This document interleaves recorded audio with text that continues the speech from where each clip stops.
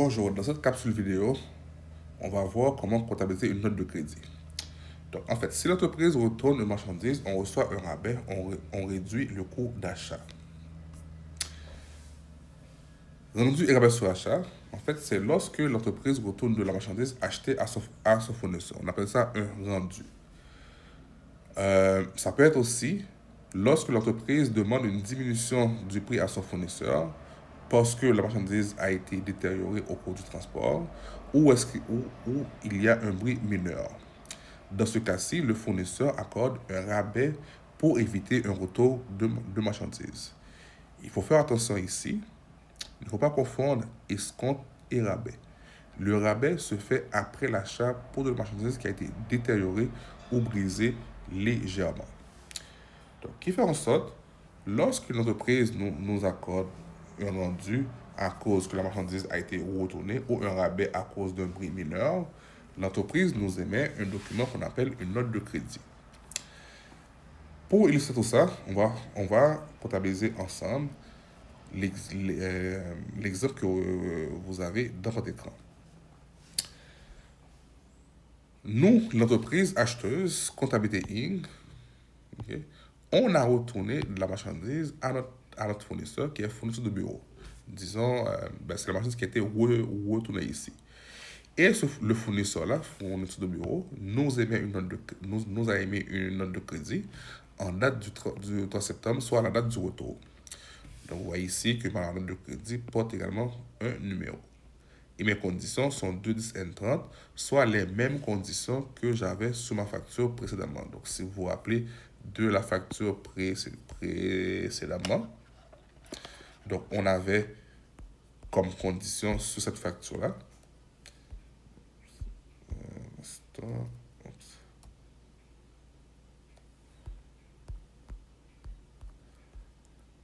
je ne peux pas y aller, on avait la condition de 10 N30 aussi. Donc, qu'est-ce que je trouve dans le code de la note de crédit? J'ai ici les quantités qui ont été retournées. Donc, on a retourné 2 cahiers, des 10 cahiers qu'on avait achetés précédemment, puisque lorsqu'on avait acheté, c'était un montant de 95 $.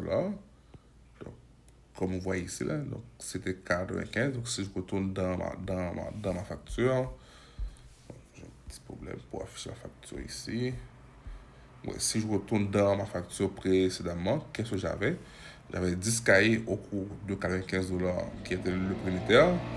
Et lorsque je retourne de la marchandise aussi, qui fait en sorte, ici, on va venir soustraire l'entreprise va venir indiquer ici là, que nous, on a retourné deux cahiers de comptabilité, puisque précédemment, on nous avait chargé 95 $. Par conséquent, on va venir réduire notre facture de 190 $. Même principe pour la calculation financière qui a été retournée. Donc ici, c'était une fois. Par conséquent, le prix unitaire qu'on avait sur la facture originale, c'était 45 $. Là, on a retourné, donc c'est moins 1 fois 45 qui donne moins 45. Le montant avant taxe ici de ma note de crédit est de 235 $, soit le total de ces deux éléments-là que j'ai ici. Si vous regardez ici, lorsqu'on avait fait l'achat au original, Fourniture Bureau Plus nous avait facturé la TPS et la TVQ.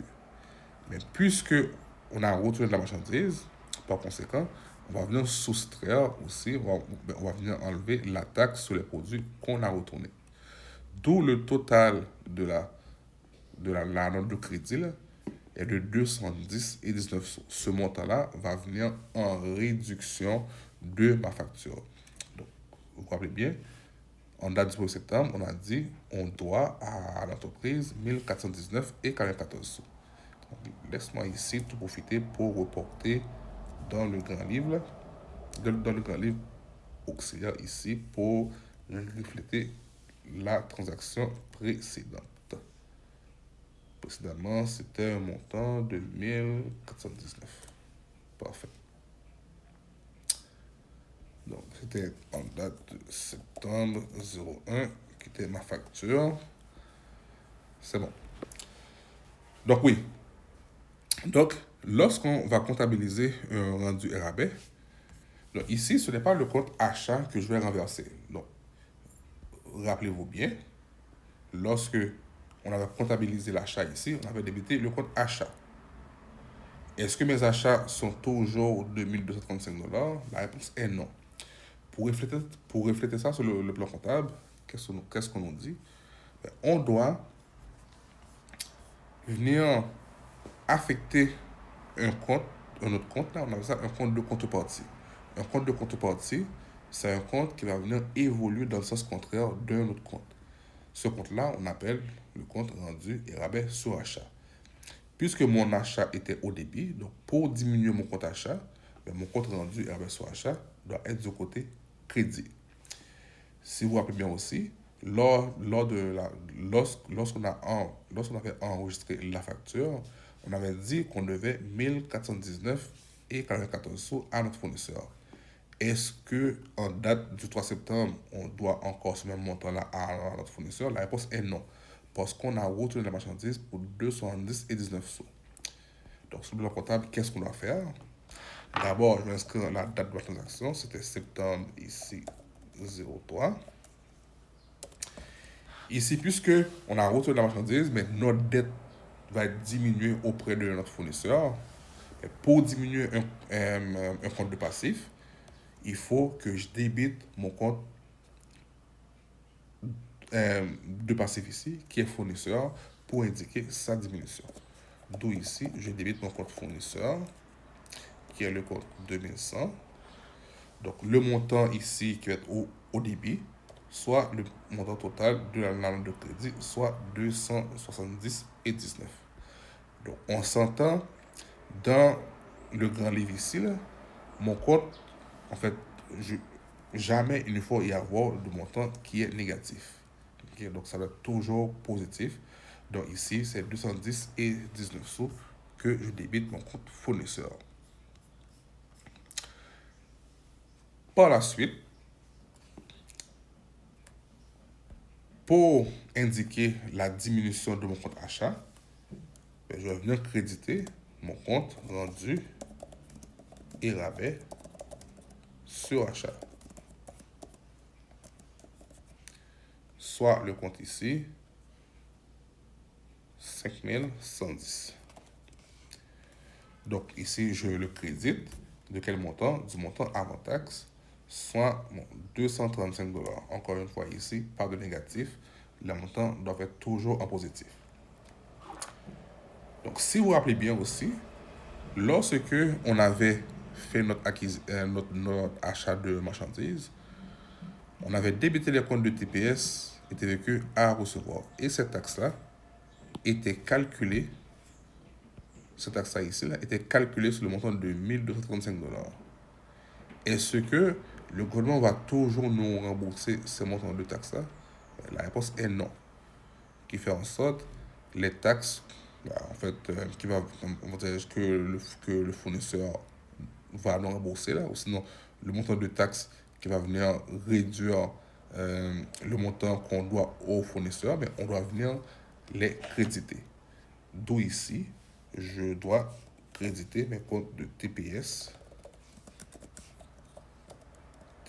à recevoir.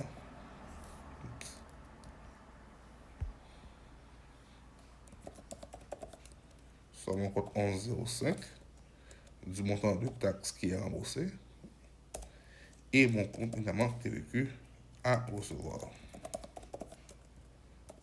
Mon compte 1110. En fait, encore une fois ici, comme je disais tantôt, pas de négatif, égal moins. Donc là, ici, c'est pour comptabiliser le retour de marchandises. Donc on peut mettre notre petite note ici là. Donc on peut dire c'est retour de marchandises. Fournisseur ici c'est fourniture bureau plus. Quoi d'autre? La note de crédit ici c'est NC-00. Donc le fait maintenant que mon compte fournisseur a été affecté, donc à chaque fois que mon compte fournisseur est affecté, je dois faire le report dans le grand livre auxiliaire. Donc, en date de septembre 01, 03, je veux dire, ici, c'est ma note de crédit 001. C'est bien 001. Parfait. Ici, ma référence, c'est Journal Général, page 1. Et là, je regarde que mon compte fournisseur a été débité. Par conséquent, dans mon grand livre auxiliaire, je le reporte au débit. Donc, je fais égal, je vais chercher mon montant. Et par la suite, je calcule mon solde. Mon solde, comment on calcule? On fait égal, le solde antérieur, plus mon crédit, que j'ai 0, moins mon débit. Ok? Ici, mon solde va être de 1149,75 et c'est un solde qui est créditeur. Qui fait en sorte, si je raconte l'histoire qu'on a auprès de ce fournisseur-là, qui est Fournisseur Bureau Plus, le 1er septembre, on a acheté de la marchandise. On devait 1419,44 sous. Le 3 septembre, on a retrouvé de la marchandise.